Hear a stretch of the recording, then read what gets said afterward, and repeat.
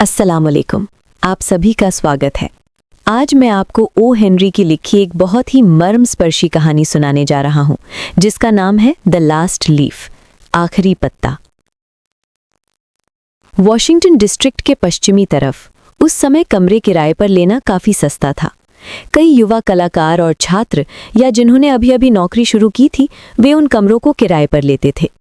दो उभरती हुई चित्रकार सू और जॉन्सी, दो सहेलियां, वहां एक घर की तीसरी मंजिल पर एक कमरा किराए पर लेकर रहती थीं। वो कुछ बहुत शानदार नहीं था, बस एक ही खिड़की थी जो एक ऊंची इमारत के पिछले हिस्से की ओर खुलती थी। लेकिन उनका काम पेंटिंग करना था। वे पेंटिंग करती थी और धीरे धीरे थोड़ी सफलता पा रही थीं। विज्ञापनों के लिए चित्र बनाने का कुछ काम उन्हें मिल रहा था।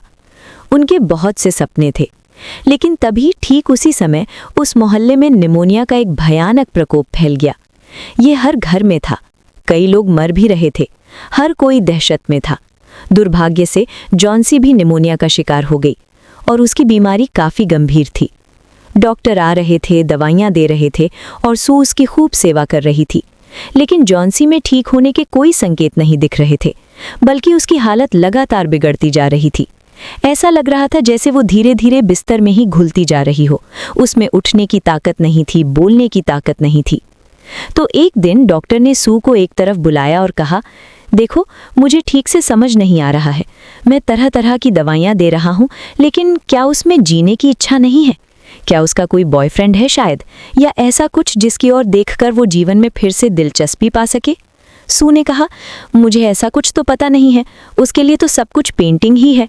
उन्होंने कहा, नहीं, पेंटिंग से काम नहीं चलेगा। उसे किसी और चीज़ की ज़रूरत है, वरना मैं ठीक से बता नहीं सकता कि ये किस दिशा में जा रहा है। खैर, तो सू अभी भी कोशिश कर रही थी, दवाइयाँ दे रही थी, लेकिन जॉन्सी में सुधार के कोई संकेत नहीं थे। एक दिन जैसे ही सू ने पेंटिंग शुरू करने के लिए खिड़की खोली, उसे अचानक जॉन्सी की तरफ से एक धीमी आवाज़ सुनाई दी। उसने पूछा, क्या तुम कुछ कह रही हो? जॉन्सी ने कहा, 10। सू ने पूछा, तुम्हारा क्या मतलब है? उसने कहा, वहां देखो, 10। नहीं नहीं, 9। सू ने पूछा, तुम क्या बात कर रही हो? उसने कहा, वहां देखो, पिछली खिड़की से देखो कैसे वो आइवी की बेल धीरे धीरे उस ऊंचे घर की दीवार पर चढ़ गई है। कुछ दिन पहले तक भी वहां बहुत सारे पत्ते थे, 100 या 200, तुम उन्हें गिन नहीं सकती थी। इस आंधी और बारिश में सारे पत्ते झड़ गए हैं। अब देखो, 10, 9, 8 बचे हैं और हर दिन पत्ते गिर रहे हैं, झड़ रहे हैं। मुझे ऐसा अजीब सा एहसास हो रहा है कि मेरे जीवन की अवधि इन पत्तों की संख्या से जुड़ गई है। जिस दिन आखिरी पत्ता गिरेगा, मैं भी इस दुनिया से चली जाऊंगी।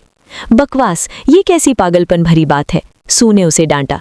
जॉन्सी ने कहा, देखो देखो, वो 7 गया, अब 6। सू ने खिड़की बंद कर दी। जॉन्सी ने कहा, खोलो इसे, खिड़की बंद करने का क्या फायदा? जब आखिरी पत्ता जाएगा, मैं उस दिन चली जाऊंगी डियर। मुझे कोई नहीं बचा सकता, मैंने ये महसूस कर लिया है।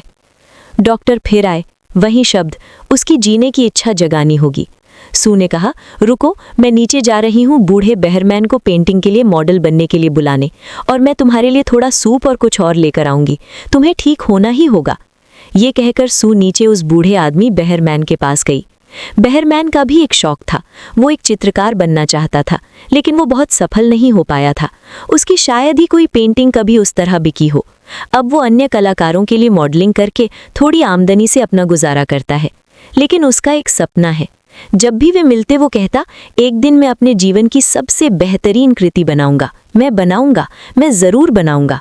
देखो, किसी न किसी दिन मैं अपने जीवन की सबसे महान तस्वीर बनाऊंगा। और वो सू और जॉन्सी को काफ़ी प्यार करता था। सू उसके पास गई और बोली, देखिए बहरमैन, क्या स्थिति है। जॉन्सी बीमार है और उस पर उसके दिमाग में ये बात बैठ गई है, जैसे जैसे आइवी के पत्ते एक एक करके गिर रहे हैं, और वो कहती रहती है, केवल 4 पत्ते बचे हैं, केवल 3 पत्ते बचे हैं। बताइए, क्या ये कोई तरीका है? बहरमैन बहुत गुस्से में आ गया और बोला, क्या बेवकूफ़ी है, क्या ये संभव है?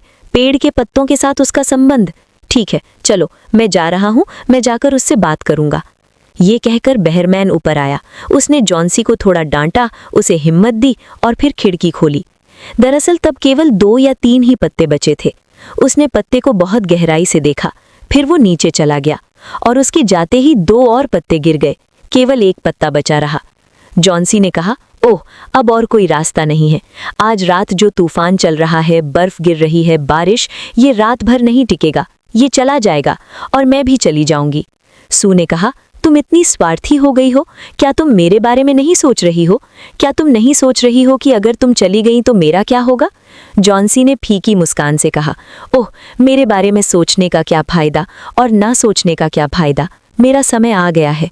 अगली सुबह सू खिड़की खोलने से बहुत डर रही थी।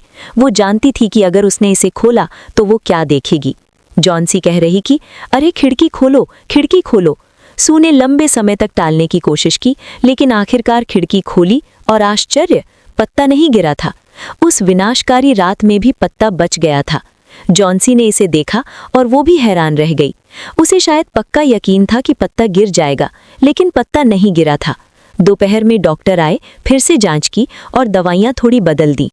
बदलते समय उन्होंने कहा, मैं थोड़ा नीचे जा रहा हूँ। सुना है कि वो बहरमैन भी बहुत बीमार है, उसे भी तेज बुखार है। पता नहीं ये निमोनिया भी हो सकता है। कौन जाने उसे क्या हुआ, ये बूढ़ा आदमी। ये कहकर डॉक्टर चले गए। जॉन्सी ने कहा, ये कल रात बच गया, लेकिन आज रात पत्ता जरूर गिरेगा। तुम देखना, मैं चली जाऊंगी, मेरी घंटी बज चुकी है। कमाल की बात यह है कि अगली सुबह भी पत्ता अपनी जगह पर देखा गया। तब जॉन्सी ने कहा, अगर एक पत्ता लड़ सकता है सू, तो मेरे लिए थोड़ा सूप बना दो, मेरे बाल बांध दो। मुझे भी लगता है कि अब स्थिति बदलने की संभावना है। मुझे इससे सीखने दो।